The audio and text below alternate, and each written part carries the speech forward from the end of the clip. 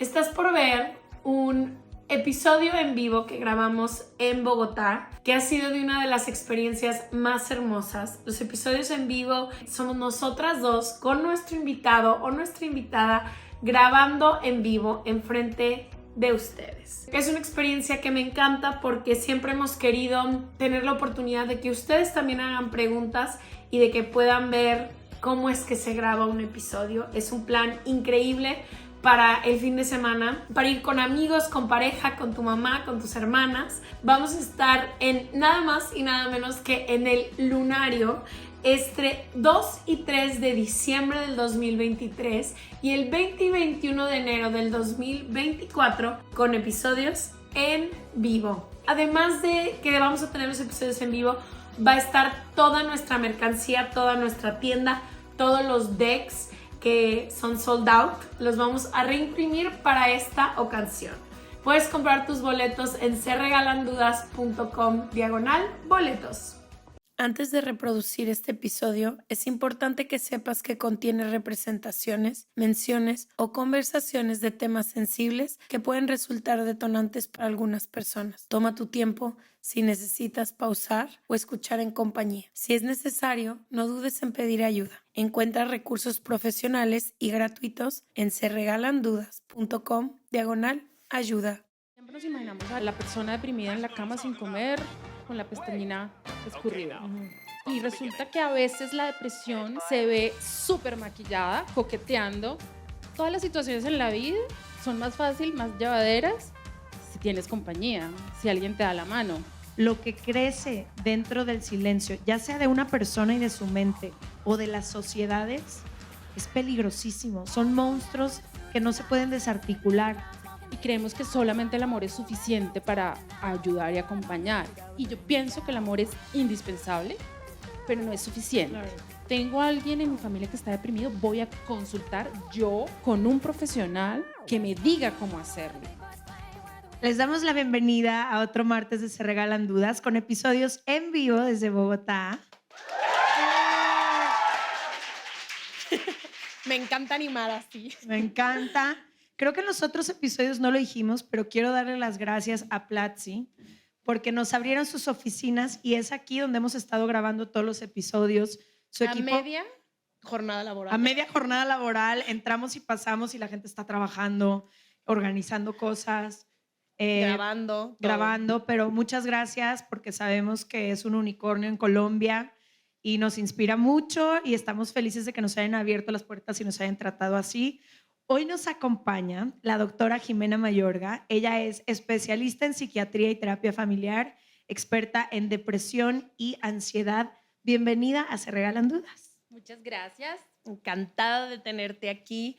Hoy vamos a hablar de todos estos temas que tenemos muchísimo tiempo hablando, pero con un enfoque que justo le dije a Leti hoy en la mañana que nos lo piden tanto y no lo habíamos hecho, y es cuando se acompaña a personas que están viviendo con depresión, ansiedad o trastornos de conducta alimenticia. Entonces, o cualquier situación complicada, ¿no? Porque hace rato lo estábamos hablando, llegó antes y estábamos hablando, puede ser una relación tóxica, puede ser, siempre que tenemos un episodio hablamos de quién lo vive. ¿Qué hago yo si tengo ansiedad? ¿Qué hago yo si tengo depresión? ¿Qué hago yo si tengo un trastorno de conducta alimentaria? ¿Qué hago yo si estoy en una relación tóxica?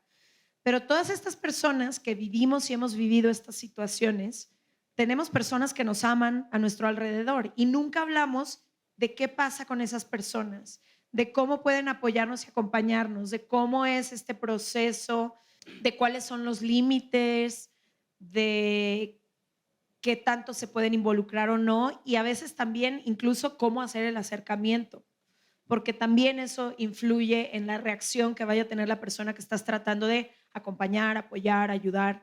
Entonces creemos que es un tema muy interesante, por lo menos para nosotras. Es un tema que me encanta, de hecho pues lo hago todos los días y de lo que hago todos los días es lo que más me gusta, porque como tú estabas diciendo, hay mucha gente que sabe cómo ayudar al enfermo o al que está sufriendo, pero siempre olvidamos a los que están al lado. Entonces, si no hacemos algo con los que están al lado, ya no va a haber uno sufriendo, sino dos o muchos sufriendo. Y creo que algo que a mí me ha pasado mientras he acompañado a amigas, hermanos, papás, es que sientes a lo mejor tantas ganas de ayudar, porque el amor es tan grande que tratas de todo y muchas veces de nada. ¿Sabes cómo estás? Primero pregunto, luego ya no pregunto, me acerco, no me acerco, y tú lo único que quieres es amar y ver a esta persona mejor, pero no hay tantas herramientas que te acompañen realmente, acompañar de una manera donde, como tú dices, no sean dos los que están sufriendo,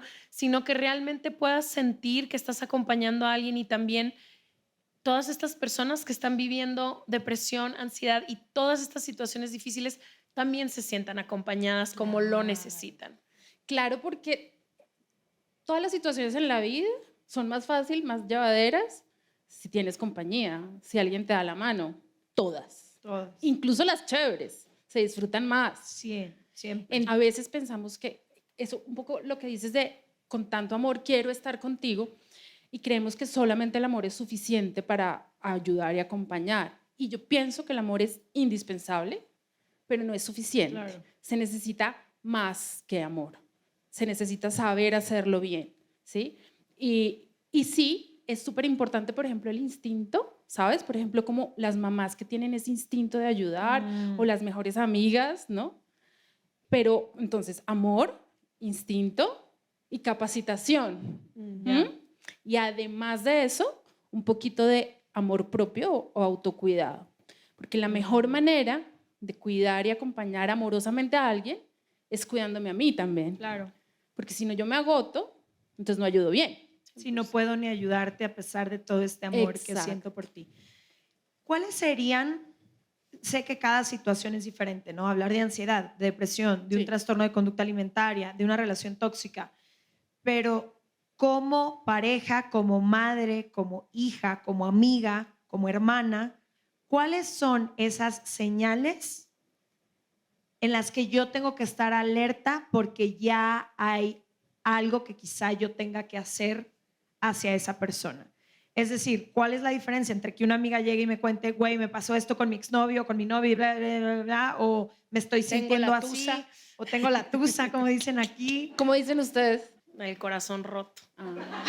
Tienen que incluir la palabra tusa. Pero yo ya adopté con la Karol G a la tusa aquí. 100%. Sí. O corté, decimos mucho corté. Así. O sea, cuando termina una relación, corté. Pero la tusa es lo que pasa después de cortar. Sí. O sea, es el no, corazón duelo, roto. exacto. El despecho también le decimos. Eso es más de gente grande.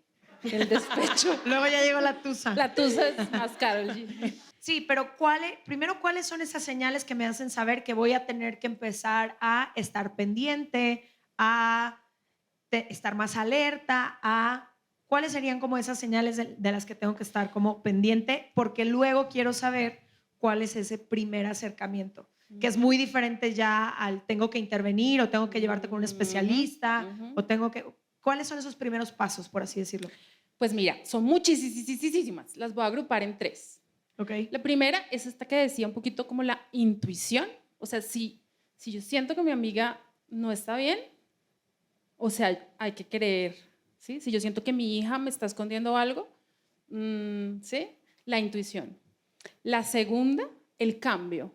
Cuando súbitamente está que era así, ahora ya no, que se aisló o que ya no le interesa lo que antes le apasionaba.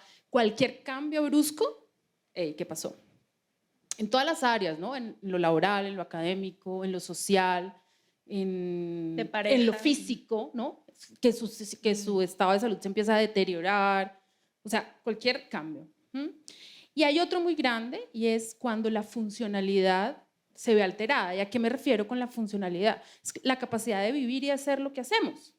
Entonces, por ejemplo, si lo que sea que me está pasando empieza a afectar mi trabajo, está afectando mi funcionalidad, ahí ya hay un punto, ¿sabes? Yo puedo estar entusada y bueno, bañarme, irme a trabajar y con el corazón roto y tener que ir al baño y llorar. Ahí la funcionalidad estoy triste, pero si yo no soy capaz de levantarme, mis amigos me llaman, no vas a ir a trabajar, ahí ya se afectó la funcionalidad, ¿sí ves el cambio? Sí, y no un día, ¿no? No un día Claro, o dos que claro. no pudiste. Cuando ya vas al segundo mes, ¿Sí? que no te puedes parar de la cama. O si yo me tomo unos tragos y la paso rico, y ok, pues no está mal, pero si yo me tomo unos tragos y tengo que coger el carro y manejar borracha, eso ya me está poniendo en riesgo, está afectando mi funcionalidad. ¿Sí? Cuando lo que hago tiene un impacto en mi seguridad, en la seguridad de otros, en mi rendimiento, en mi salud física, ok. Como nos abre un poquito el espectro de sentir y de vivir, ¿no? Porque entonces no quiero poner el límite en tenemos que estar bien, regios, perfectos, no sentir, modular todo lo que pensamos. No, o sea, podemos estar tristes, enojados, despechados, sin que eso pase la línea de afectar nuestra funcionalidad. Sí, o sea, son estos cambios grandes, ¿no? Hoy en lugar de desayunar huevo, desayuno No arepa. desayuno. Ya estoy tropicalizando todo el contenido, ¿eh? ¿Qué pasa de todos estos mitos que dicen que es que nadie se dio cuenta? Puede ser que a lo mejor no estemos muy pendientes o puede ser que, porque muchas veces cuando alguien muere por suicidio, mucha gente dice, nunca me di cuenta. ¿Tú crees Mira, que siempre hay esas señalitas? Yo creo que siempre hay señales. Lo que Ok. pasa es que a veces las señales no son tan evidentes. Y también lo que pasa es que a veces las personas que estamos alrededor no queremos ver las señales. Creo que eso es en realidad lo que más pasa. Okay. Sí, hay cosas que están pasando, pero duele tanto aceptar que están pasando que es mejor, no quiero preguntar, no quiero saber. Evito. ¿Sí? Entonces, creo que pasa de todo en realidad. Okay. O sea, creo que a veces, de verdad, ¿qué pasó? Nunca me lo imaginé. No, ¿Sí? y más porque la depresión, por ejemplo, tiene muchas caras y la cara quizá más popular es esa que te hace pensar que la persona está llorando Ajá. en una esquina, que no se puede parar de la cama, que no se puede meter a la regadera, que sí, para unas personas así es la depresión, pero para otras es todo lo contrario. Es Sí. reír en exceso, estar buscando distracciones todo el día. O sea, creo Mira, que también... es súper importante porque siempre nos imaginamos a la persona deprimida en la cama sin comer, con la pestañina escurrida. Y resulta que a veces la depresión se ve súper maquillada, coqueteando, ¿sí? Tomando trago. A veces la depresión, muy frecuente, sobre todo en los niños, se ve como enojo, ¿sí? Como pelea, como irritabilidad, como... Entonces estos niños rebeldes o estos adolescentes contestones, entonces todo el mundo dice, ah, la adolescencia. Sí, bueno, sí, pero a veces es una manifestación. Y en los adolescentes es muy, muy, muy frecuente que empiezan a asumir riesgos, ¿no? Entonces, buscar peleas innecesarias, por ejemplo. O ponerse ¿sí? al límite de... Ponerse al límite, buscar cosas muy riesgosas, manejar borrachos, meterse en relaciones supremamente tóxicas, empezar a cometer delitos. Entonces, no, pues se volvió necio, pues, pero en realidad puede haber una depresión. La depresión tiene muchas caras, muchas caras. Y si yo empiezo a notar eso en alguien cercano a mí, ¿cuál puede ser el primer acercamiento? Y creo que ahorita que estabas diciendo de que queremos evitar, creo que es tan doloroso a veces darte cuenta que alguien, sobre todo que asume roles como muy fuertes dentro de tu vida, ¿no? Como un papá que todo el tiempo tiene que estar perfecto, una mamá que diario resuelve todo. Y cuando te empiezas a dar cuenta, sobre todo cuando vas creciendo un poco más de, híjole, ¿qué está pasando aquí? Creo que por eso a veces es tan doloroso que pues tenemos que voltear la mirada. Pero si me estoy dando cuenta hoy esto, ¿qué hago? ¿Cuál podría ser uno o varios pasos que puedo dar para acercarme a esta persona? Y, Bueno, perdón, agregado a esa pregunta, si hay niveles, ¿no? Porque me imagino que al principio quizás es un acercamiento, luego no sé si existe algún tipo de acompañamiento y también en qué momento saber si tenemos que intervenir ya de otra forma o no. te voy a contestar primero esa. Claro, sí hay niveles, hay como severidades, pero en lo relacionado con lo que pueden hacer los amigos o la familia, digamos que ese es el primer nivel, ¿sí? Es decir, todos aquí estamos en el primer nivel, bueno, yo no. O si hay psicólogos, no sé, ¿sí? Pero si estamos hablando de amigos o familia, esposos, Compañeros estamos de en el trabajo. primer nivel. Ya, ahí nos quedamos. La severidad, ir subiendo de los niveles, sí implica otros niveles de capacitación, Claro. ¿sí? Desde coach hasta psiquiatras, psicólogos o lo que sea, ¿sí? Y me parece importante eso, entender que estamos en el primer nivel, Y ahí nos quedamos. Nos quedamos, y insisto, por 2 razones. La primera, porque no sabemos hacerlo de los otros niveles, entonces lo vamos a hacer mal. ¿Mm? Y la segunda, porque si nos ponemos a hacer lo de los otros niveles, nos vamos a quemar, nos vamos a agotar.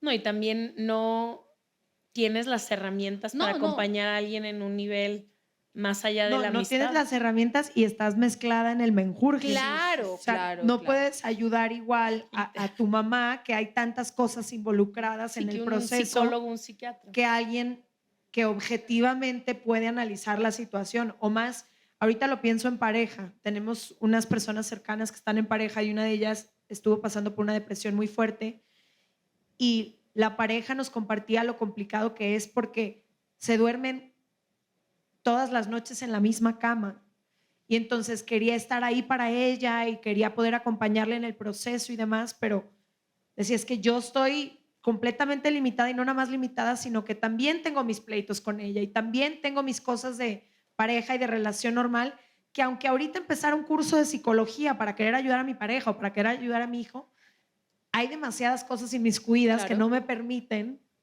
Claro, de hecho esa es la razón por la que nosotros, los psicólogos o los psiquiatras, no atendemos a nuestras personas cercanas, ¿no? ¿Y qué hago desde ese nivel 1? Bueno, entonces, ¿qué hago desde el nivel 1? Hay muchas puertas de entrada y dependen de muchos factores. Depende de mi vínculo con la persona, ¿no? No es lo mismo ayudar a mi papá, a mi mamá, que ayudar a mi sobrina, ¿sí? Depende de mi vinculación. Incluso también depende de mi cultura. No es lo mismo que lo hagan ustedes mexicanas a que lo haga yo colombiana rola o colombiana costeña, ¿me entiendes? Hay un estilo. ¿Y por qué hago énfasis en el estilo? Porque todo acercamiento debe ser genuino. Es decir, no debo fingir ser la más amiga, no. Tengo que ayudar desde lo que soy, como yo soy. No puedo ser otro, porque va a entrar en reversa, como cuando uno, ¿por qué me habla así? Esto no es, tiene que ser genuino. Y obviamente ese ser genuino pues se maquilla del contexto cultural, del contexto social. Te voy a poner un ejemplo. Aquí en Colombia hay una diferencia entre tutear a alguien y ustear a alguien. Hay algunas familias que se ustean porque así se considera como respetuoso. Entonces, si en esa familia se acerca, ¿cómo te estás sintiendo? O sea, nada que ver, ¿sí? Porque, ¿cómo así? Entonces, es muy importante el estilo, ser genuino. Lo siguiente es siempre, diríamos que sonaría cliché, como tenemos que ser empáticos, obvio. Eso es lo importantísimo. Pero la empatía tiene que comenzar por mí mismo, ¿sí? Es decir, tengo que cuidarme, tengo que reconocer lo que estoy sintiendo, digamos, cuando sé qué es lo que estoy sintiendo, puedo entrar. Por ejemplo, mira, es que me estoy sintiendo preocupada por ti. Entonces estoy entrando desde mí hacia el otro. Eso hace varias cosas. Primero, no te carga la responsabilidad del tema que vamos a tocar, de la situación. Me vincula a mí con el otro. Es como estamos juntos en esto. Y un poco lo estoy haciendo desde lo que yo siento. Puede que, y esa sería como una herramienta más, puede que esté exagerando. Entonces, últimamente me estás preocupando. ¿Crees que vale la pena preocuparme o estoy exagerando? ¿Entiendes? Entonces un poco como que diferencia y respeta lo que pueda sentir el otro. Así sea negación rotunda, continua de la otra parte. La negación es una de las opciones, pero hay formas de como romper esa negación, de intentarlo por lo menos. ¿Sí? Es cuando tú le dices, quiero decirte algo que estoy sintiendo. Si me equivoco, me avisas.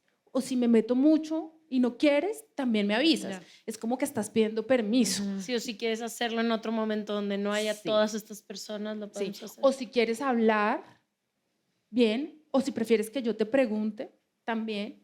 Entonces es como que tú entras, tocas la puerta y dices, ¿puedo? Con respeto. ¿Puedo? Sí, hasta que te digan. Que la otra persona tenga la certeza de que puede decir, ya, hasta ahí. ¿Sí? Que importante. Para que no se sienta invadido. Hay personas que dicen, ay, por fin me rescataron, por favor, pregúntame más, esto era lo que yo necesitaba. Pero como no sabemos lo que está esperando el otro, lo tenemos que hacer con cuidado. ¿Qué pasa con este mito, no sé si ustedes lo tengan, pero esta idea de que si preguntamos, se agranda el problema, ¿no? Yo vengo de una casa opuesta. A mí en mi casa hubiera querido que me hicieran menos preguntas, pero conozco muchísimas familias donde es, no, ni le menciones el tema, ni digas, ni hables, y todos evitando porque creen que se crea más daño preguntando. No, definitivamente sí hay que preguntar. Y particularmente en el tema de suicidio, y ahora les explico por qué. Sí hay que preguntar, lo que pasa es que hay que saber preguntar. Sí, es, oye, quiero hablar, pero cuando estés dispuesto, tal vez es un tema que no hayamos tocado, con cuidado, haciendo las preguntas, con respetico, digamos. No preguntar es una muy mala idea. Es una muy mala idea, ¿por qué? Porque a veces la otra persona necesita solamente descargarse, porque el preguntar y saber lo que está sintiendo el otro nos da el chance de hacer algo. Claro. Cuando no sé, pues ni modo. Y le hace saber al otro que lo quiero, que me preocupa. ¿Y en el tema del suicidio? En el tema del suicidio, de hecho, la Organización Mundial de la Salud, una de las indicaciones, o sea, una de las recomendaciones teóricas del libro es Básicas. siempre pregunta. La semana pasada tenía... Y preguntar directo. Según nos dijeron en el episodio de suicidio, un especialista fue, te puedo preguntar si has tenido pensamientos y te has querido quitar la vida en algún momento. Y eso es muy duro. La semana pasada tuve una mamá que me llamaba a contarme que su hija estaba muy mal y que ella creía que estaba pensando. Entonces le dije, tienes que preguntarle si ha pensado en quitarse la vida. No, ¿cómo hacer eso? No, tranquila, dale, ¿sí? Amorosamente. ¿Tú has pensado que sería mejor estar muerto? Hay formas de preguntarlo. O que sería mejor no estar aquí. O que sería mejor no estar aquí, o quisieras quedarte dormida para siempre, o quisieras que un carro te atropellara. Hay muchas formas de preguntarlo. La mejor es, ¿has pensado en suicidarte? Esa es la mejor, pero no todo el mundo se siente tan cómodo. Pero entre más lo maquilles, menos efectivo es. ¿Por qué es tan bueno?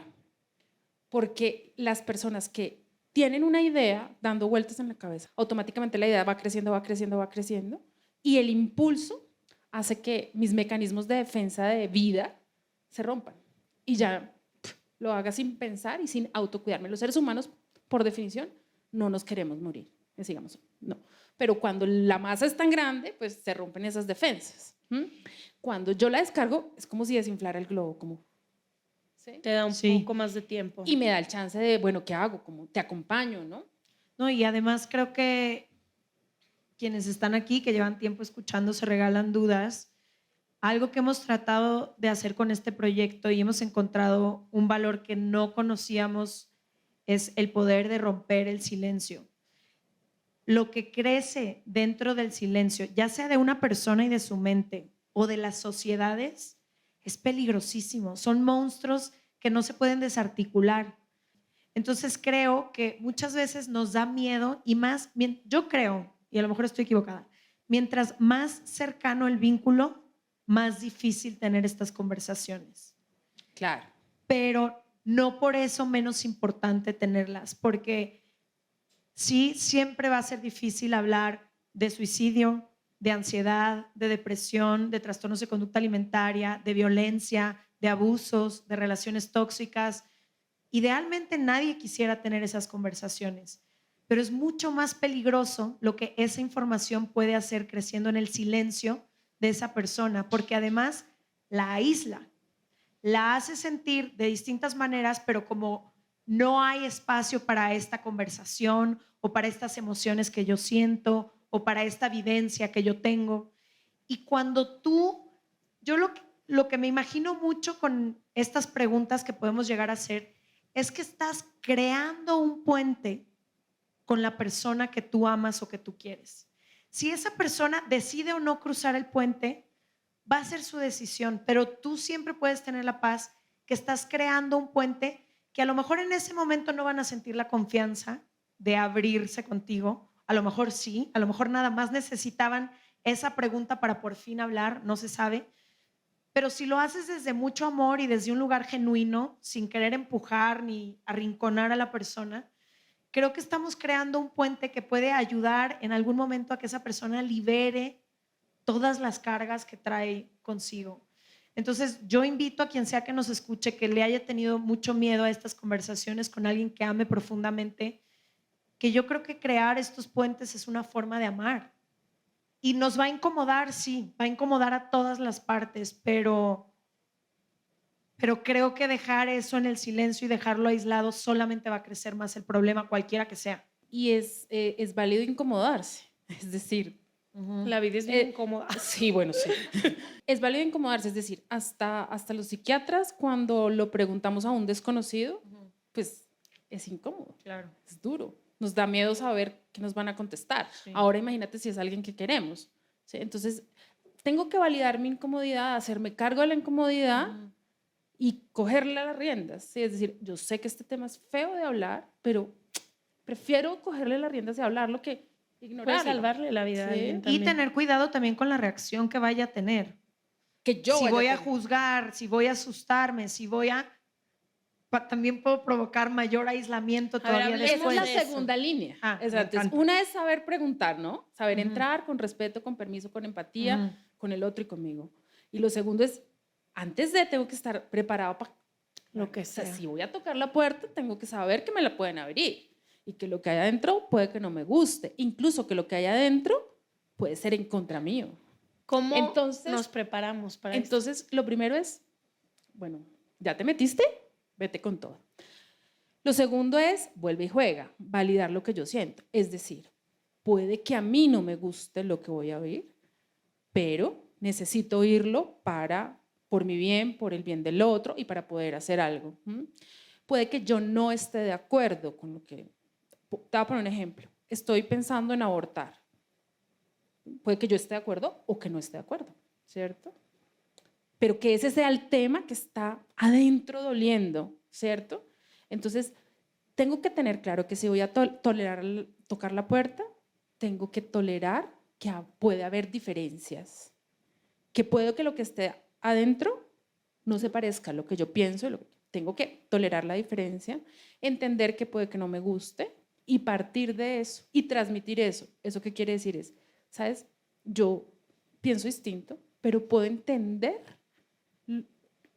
que te está doliendo, Validar. que te está asustando. A mí lo que me preocupa es lo que tú estás sintiendo. Yo puedo estar en desacuerdo, incluso puedo juzgar acciones, pero lo que no puedo juzgar ¿Cómo te sientes? es lo que estás sintiendo, ¿sí? Si tú tienes miedo, ay, pero ¿cómo vas a tener miedo a los ratones? A ver, pues a los ratones sí, pero si tienes miedo, tienes miedo. Y ya. Entonces, cuando tengo eso claro, que las emociones no son, nadie es dueño, nadie las decide, ¿sí? Entonces, tolero la diferencia, puedo entender que puedo juzgar, pero tengo que respetar al otro. Y también le pongo, para sentirme un poco más cómodo, porque volvemos al tema de lo genuino, si yo no estoy de acuerdo con algo, decir, ay, sí, te apoyo, sí, cuenta conmigo, y por dentro estoy diciendo, pero ¿qué es esto? ¿No? Es también válido lo mío, pero te apoyo hasta donde yo pueda. Es, mira, yo no estoy de acuerdo con esto, o me duele mucho, no soy capaz de ayudarte en esto porque me desborda, pero yo creo que si mi mamá supiera, te podría ayudar. Por ejemplo, si cuando yo no puedo, bueno. O te puedo ayudar a buscar a un O te puedo profesional ayudar a de la buscar, salud. claro, eso es lo ideal. Cuando abrí la puerta me di cuenta que no podía, ven, llamemos a otro. Eso también se vale, porque sí. ¿Y cuándo se llama a otro? O sea, como que mi pregunta va, hace poco, una persona muy, muy cercana a mí me habló a contarme de que se había enterado que alguien muy cercano a nosotros también había sufrido un abuso. Pero para decirte verdad, cuando me dijo, no supe qué hacer. Y tardé varias horas en hacer un plan de decir, ok, la primera persona que le voy a hablar es a tal, conozco una psicóloga que vino, que se especializa en abuso, bla, bla, bla, pero hay una parte que me parece importante tocar, que es cuando la otra persona te pide anonimidad. Esa persona no dijo, no quiero que le digan a nadie y no quiero que haga nada. Pero yo sabía que un experto tenía que entrar a ayudar porque acababa de sufrir un abuso bastante fuerte. Entonces, ¿qué haces cuando la persona con la que estás hablando y te dice, sí, sí me quiero quitar la vida, o sí estoy muy deprimido, o sí tengo un trastorno de ansiedad, estoy teniendo problemas con la comida, pero te pide tu silencio? O no quiero ver a un profesional de la salud. ¿Sabes qué?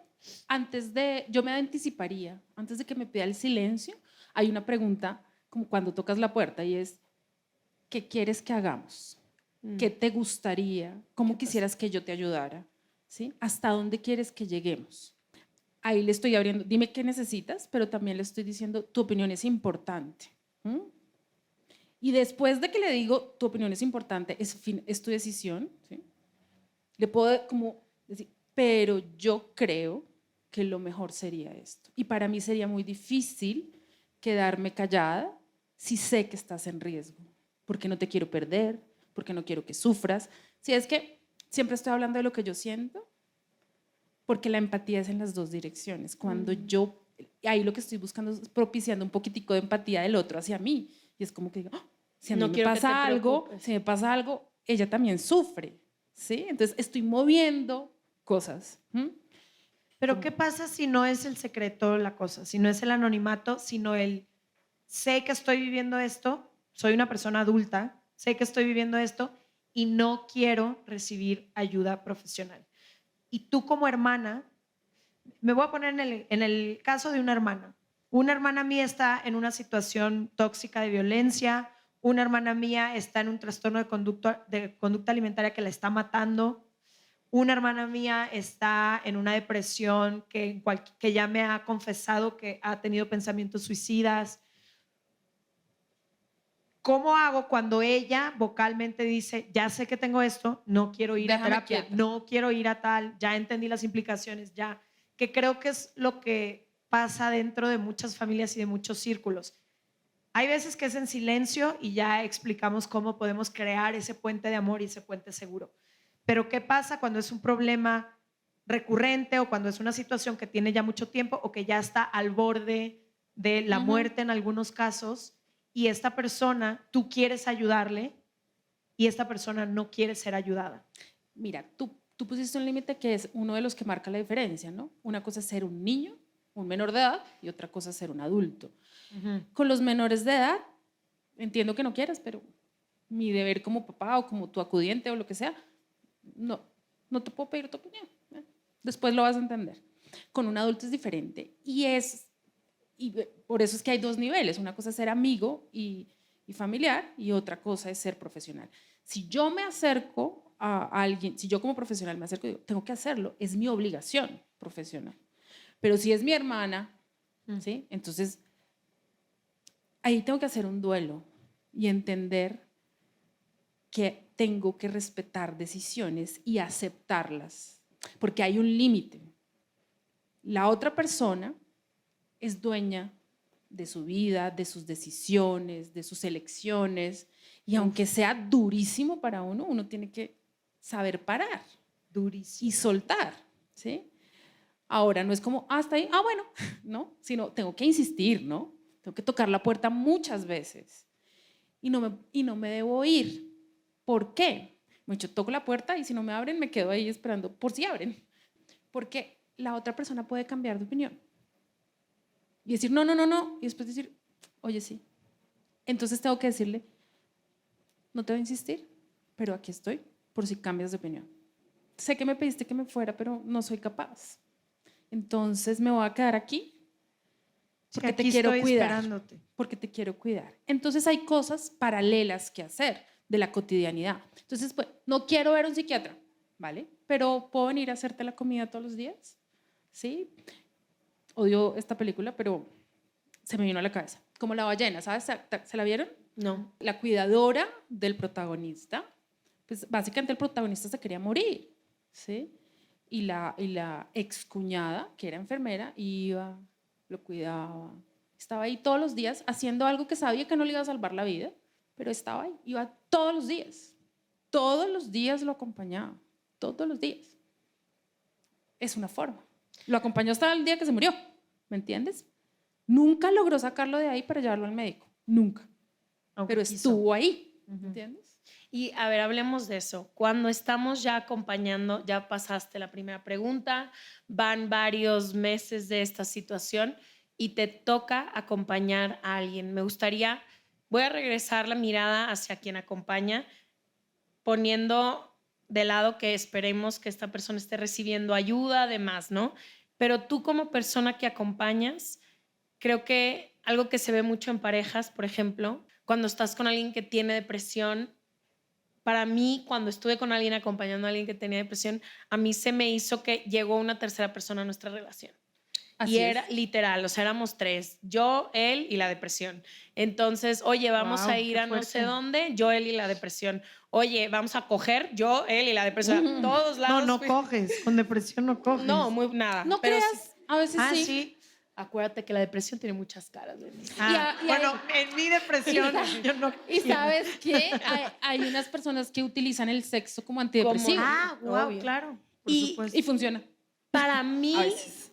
una de las razones, o sea, por un lado, yo amaba a esta persona profundamente, nunca quiso recibir ningún tipo de tratamiento, por más que en mi casa todo el mundo, o sea, el psiquiatra, mi mamá y mi papá han sido muy abiertos con ese tema y yo lo amaba profundamente, pero hubo momentos en nuestra relación donde yo decía, nos vamos a ir los 3, o sea, tú, yo y la depresión, o sea, no había.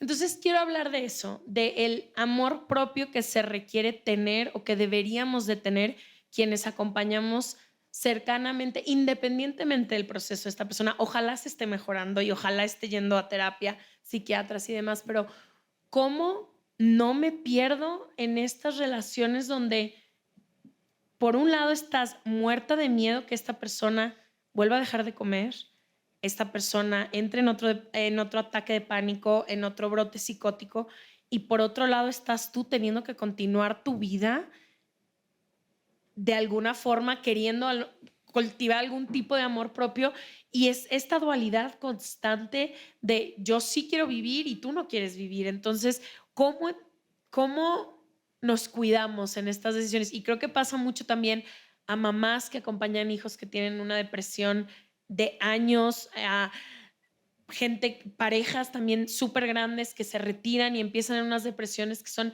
años que acompañan a su pareja de toda la vida, con los que tuvieron vidas divinas, y ahora la depresión entra a su relación. Pasa muchísimo con trastornos alimenticios en grupos de amigas. O sea, yo me acuerdo en la prepa, eran la mitad del grupo con trastornos alimenticios y las otras tratando de algún día poder amar un dedo del pie de mi cuerpo. Entonces, ¿cómo vivimos en esta sociedad que tiene de las dos cosas? Mira, va a sonar un poco subversivo, pero lo primero eres tú. Puede que ames a tu pareja, pero primero estás tú. Tienes que amarte más a ti, cuidarte más a ti. Eso aplica para todos, excepto para los papás de menores de edad, porque ahí sí no puedes renunciar, no puedes cansarte, no puedes parar, no puedes. Pero del resto, tengo que tener claro que puedo tener una salida de emergencia, que tengo derecho a decir, hasta aquí llego. Te amo, pero me amo más a mí. Tengo derecho. Que puedo postergar mi salida de emergencia indefinidamente, sí, hasta donde yo lo tolere. Quedarte ahí con tus límites, ¿no? Puedo quedarme aquí, pero esto es lo que es Sí, negociable. No si logras negociable. hacerlo, un Dios. O sea, sí. Y sí, afortunadamente hay gente que lo logra hacer, pero si no lo logras, si esto te estás chupando, puedes decir, te quiero mucho, pero aquí te dejo. Ya. Porque es válido no cargar las cargas del otro. Es válido intentarlo al máximo, pero decir, pues hice lo que pude. Eso es válido. ¿Cómo vives ese duelo de decir, no sé, porque se siente un poco como renunciar? Es O sea, renunciar. si Leti entrara en una depresión, yo creo que tendrían que pasar 500 años porque todo el tiempo sentiría que le estuviera traicionando. O sea, tuvimos 15 años de amistad hermosa y hoy no te vas, pero también creo que muchísima gente, y hace poquito me pasó ver a los papás de una amiga, entré a su casa, así, y estaba el papá, que sé que tiene una depresión muy severa, y vi a la mamá y dije, se la está comiendo eso. Sí, claro. Mira, lo importante es saber que tengo la puerta. Ya. Puede que nunca me vaya. Ya. ¿Sí? Puede que nunca me vaya. pero saber que tengo la puerta. No usarla nunca jamás como una amenaza, como estoy que Sí. tiro la toalla. No. Estoy a 10 días. Sí, no. Pero sí yo saber que tengo. Y también saber que si me quedo, es mi decisión y no se la voy a cobrar después. Te aguanté la depresión 20 años. Lo decidí, tú lo decidiste. Tú lo decidiste. Es mucho más fácil lidiar con eso si estoy preparada, si aprendí cómo hacerlo. Y digo aprendí, de verdad aprender, ¿sí? No es como seguir a cualquiera, no, de verdad, ok. Tengo a alguien en mi familia que está deprimido, voy a consultar yo con un profesional que me diga cómo hacerlo. No es como voy, la información en redes es supremamente útil, pero cuando estamos frente a una realidad es mejor consultar en la realidad con el que sabe y Sí. contándole mi caso particular. Entonces eso es lo responsable. También tengo que buscar ayuda profesional yo. Claro, ¿Sí? cuidarme en el proceso de Cuidarme. cuidar. Claro, entonces entre mejor yo esté, mejor puedo acompañar. Claro. Y si habiendo hecho todo eso, y no puedo, hago las paces y digo, hasta aquí llegué. Y la verdad es que a veces soltar ayuda un montón A la situación. a la persona. Sí. ¿sí? Es como, ¿te acuerdas en el episodio de adicción? Que hablamos mucho de las familias que acompañan a alguien adicto o adicta y decían muchas veces que se crea esta codependencia Ujú. y en el momento en que alguien suelta la situación por completo y dice, haz lo que quieras, ve hasta donde quieras ir, es a veces el momento en que la otra persona por primera vez reacciona de otra manera. Ujú. Así es, porque cambia la dinámica. A veces las enfermedades o los síntomas tienen un sentido, entre comillas, ¿sí? Tienen una función, ¿sí? Por ejemplo, como tú lo decías, éramos él y yo y la depresión.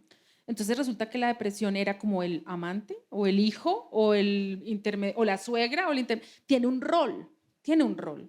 Wow. Cuando tú te quitas de ahí, es como si yo me parara ahorita y me fuera. Ustedes se quedarían como... Y entonces tendrían que inventarse algo, pues quedó el hueco, ¿no? Exactamente así. Si yo me voy, algo se mueve aquí entre los tres.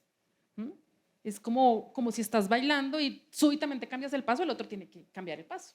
De verdad que, no sé, tengo como que en ciertos momentos me dieron ganas de llorar porque sé que es un tema que nos ha tocado y nos tocará a todas las personas en algún momento, como decía, ya sea que seas tú quien viva cualquier situación o alguien cercano a ti, alguien a quien ames, alguien a quien desees acompañar. Y es muy difícil porque se mezclan muchas cosas y sobre todo, pues mucho amor y muchas buenas intenciones que no necesariamente alcanzan para nada de lo que se busca y lo que se quiere, pero algo que me dio mucha paz fue escucharte decir, puedes estar a tu manera, ¿no? Puedes hacerte presente con tus límites, sirviendo también tú tu situación y que la otra persona sepa que estás ahí.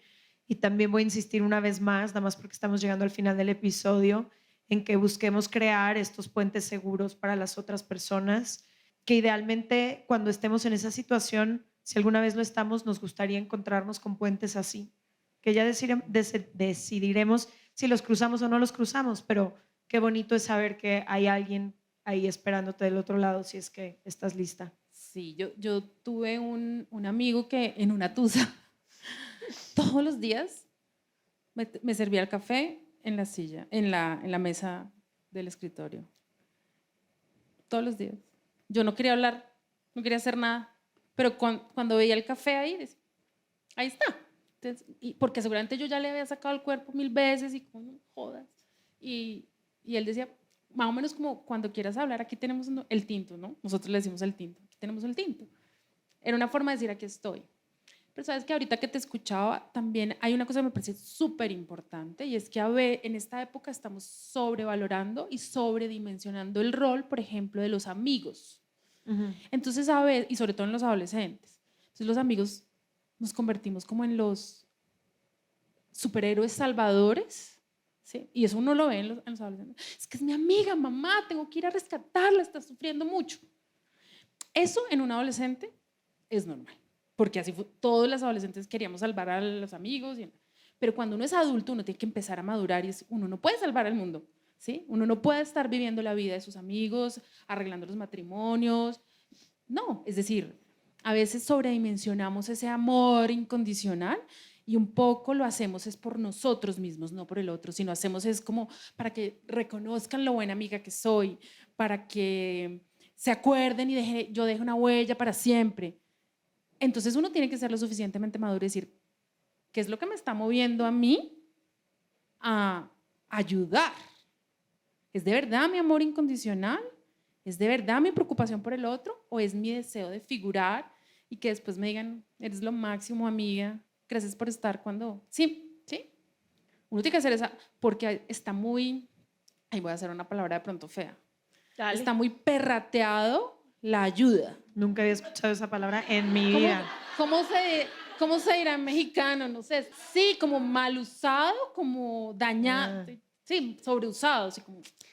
¿Sabes Sí. qué? Yo también me he dado cuenta, yo solía tener, yo era la que salvaba a mis amigas de Eras todo. el centro de rehabilitación del Literal me mundo. tuve que ir de la ciudad en donde vivía porque era un centro de rehabilitación, mi hogar. Una vez un terapeuta me dijo que durante, no me acuerdo cuánto tiempo fue, no me acuerdo, creo que un mes, no podía ayudar a nadie ni hablar de la vida de nadie más. Si me pusieran eso a mí. Pero bueno, tú eres de profesión. Yo, bueno, fuera que hubiera estado haciéndome doctora, aquí nadie me pagaba, ni siquiera, y no estaba obteniendo un título.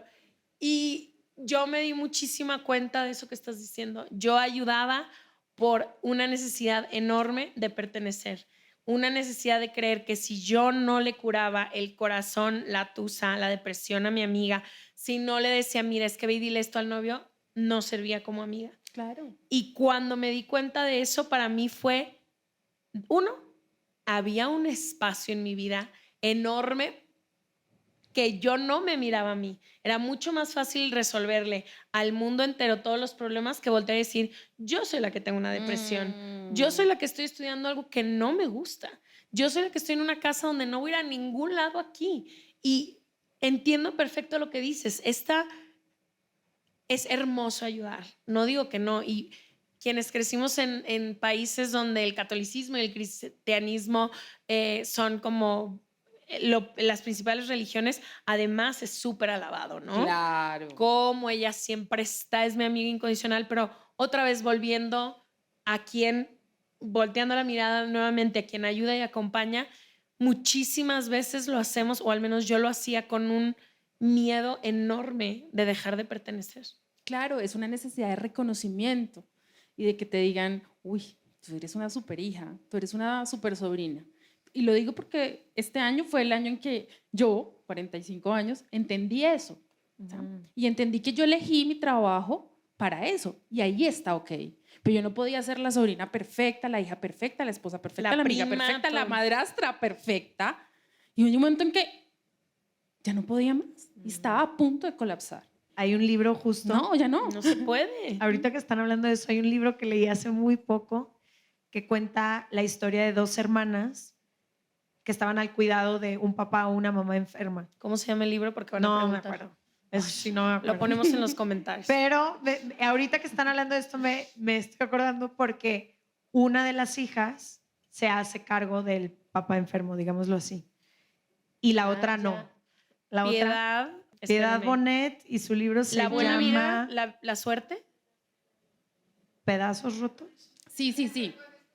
¿Qué hacer con estos pedazos? Ven cómo aquí hay comunidad fiel de Se Regalan Dudas. ¿Qué hacer con estos pedazos de Piedad Bonet? Entonces son dos hijas mujeres, hay un padre enfermo y una de ellas se hace cargo del padre y la otra sigue su vida y vive su vida y hace una llamada una vez por mes, ¿cómo está papá? Y repórtame y avísame. Y al final del libro tú te das cuenta que en todo este servicio de la hija, en realidad había un enojo y un resentimiento enorme, no solo hacia la hermana ni hacia el papá, de ella hacia ella misma, por haberse puesto en una situación en la que ella quería el reconocimiento de yo soy esa hija que está cuidando a mi padre y tú no haces nada y tal y cual, pero no lo hacía desde un lugar de cómo ayudo a mi papá hoy, lo hacía desde un lugar de cómo voy a recibir esa mirada y ese reconocimiento de mi padre y de las demás personas que me rodean. y la otra hija resulta que se queda mucho más tranquila porque ella, aunque daba poco, era genuino con lo que ella sentía. Ella dijo, tuve un padre que para la forma en que ella lo explica fue un mal padre a sus ojos y ella no sintió ninguna responsabilidad y ella creo que daba cierta plata al mes y ojalá lo estén cuidando bien y dormía tranquila. Entonces se me quedó muy grabado como el cuidado cuando no viene desde un lugar genuino y desde un lugar de amor, acaba enfermando también a quien cuida. Claro, claro. Y eso en la amistad es muy, muy importante. En la familia, digamos que hay unas responsabilidades incluso hasta legales y bueno, en fin. Pero en la amistad, cuando yo no tengo un hogar... Y en pareja, uy, sí. Cuando yo no tengo un hogar, una familia a la que pertenezca, como tú decías, si estoy comprando mi pertenencia con entrega y este ser superhéroe con mis amigos, estoy pagando un precio muy caro. ¿Sí? No tengo que entregarme para pertenecer a alguien. No tengo. Tengo que pertenecer a donde pertenezco o pertenecer sin pagar tanto. No, ¿sí? Pertenecer siendo quien soy. Sí, imagínate claro. lo desgastante toda la vida de estar dando para que me alcance algo que no soy. ¿Y sabes por qué quiero hacer énfasis en eso? Porque todo el tiempo en mis redes oigo estas preguntas de lo que estamos hablando hoy. Por eso me encanta este tema. Y es como, yo siempre digo, el que está allá estará preguntando por qué, por esa necesidad de salvar al mundo y de ser alguien, o de verdad hay una preocupación genuina. Y me gustaría preguntarle, ¿en serio? ¿Por qué lo estás haciendo? Porque si es por la motivación equivocada, te va a salir mal. Te va a comer. Sí. Y, hay Y no gente vas a que ayudar sí. al otro, además. Hay gente que sí, hay gente que en el servicio encuentra su propósito de vida Sí. y eso también me parece admirable.